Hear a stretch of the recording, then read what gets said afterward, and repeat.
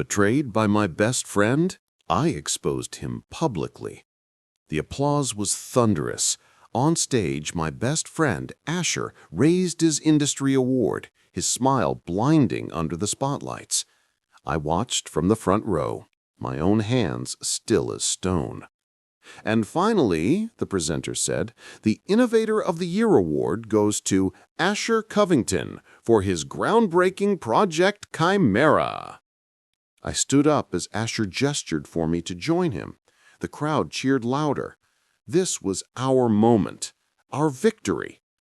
He put an arm around my shoulder, the picture of camaraderie. I have to thank my partner, Kieran, he said into the microphone, his voice thick with false emotion. Without his support, none of this would be possible. I took the microphone from his hand. The weight of it was familiar. I looked out at the sea of faces, then back at Asher, whose smile was starting to look strained.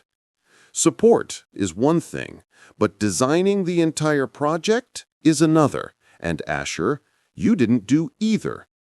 The silence was absolute. You could hear a pin drop. His face went pale. But that wasn't where it started. To understand why I had to publicly destroy my best friend at the peak of his career, we have to rewind. You're probably wondering how a 20-year friendship could end like this.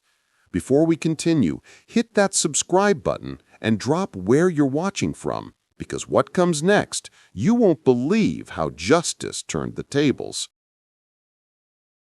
Asher and I met in Mrs. Gable's third-grade art class.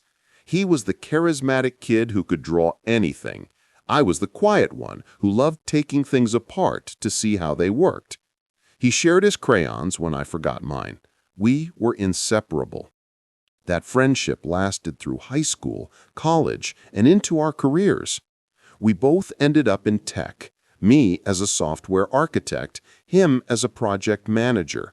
We were the perfect team. I built the engines, he sold the vision. We're going to build something that changes everything, Kieran, he'd say late at night in my garage, whiteboards covered in my code. The Covington Hayes framework. It has a nice ring to it, doesn't it? He always said ideas were cheap without execution. I didn't realize he thought execution was cheap without the credit. Our big break came when we decided to develop Chimera, a revolutionary data synchronization platform. It was my brainchild, born from 2 years of obsessive work in my spare time. Asher saw its potential immediately. I'll handle the business side, you handle the magic, he'd said, clapping me on the back.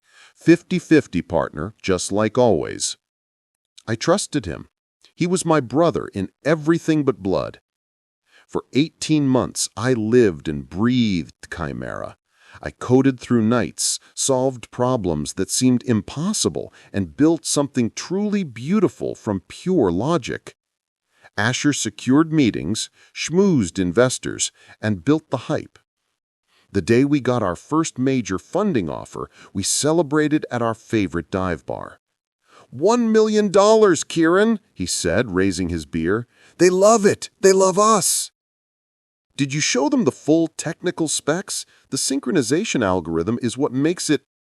They don't care about the technical details, man. They care about the vision, the story, and I gave them a great one.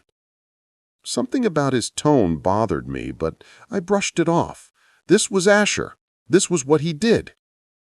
The trouble started when the legal documents arrived. I was listed as a contributing engineer. Asher was listed as the inventor and lead architect. When did this happen? I asked him, pointing at the terms. It's just legal stuff, Kieran, he said, not meeting my eyes. The investors feel more comfortable with a single point of contact. It doesn't change anything. We're still partners. But it did change everything. In the weeks that followed, I was slowly edged out of high-level meetings. My emails to investors went unanswered. My technical suggestions were taken under advisement and then ignored. The final blow came when I discovered Asher had filed the patent application solely in his name. That was the night I stopped trusting and started planning. I became a ghost in my own project. While Asher gave interviews and accepted accolades for his brilliant invention, I began quietly building my case. I created encrypted backups of every email, every design document, every line of code with timestamps proving I was the sole author. The symbolic object? The original napkin from the dive bar where I'd first sketched the Chimera architecture, with both our fingerprints on it. The hardest part was maintaining the friendship, going to his engagement party, smiling for photos, all while knowing he was systematically erasing me from my own life's work. Then came the midpoint twist, the one that changed everything.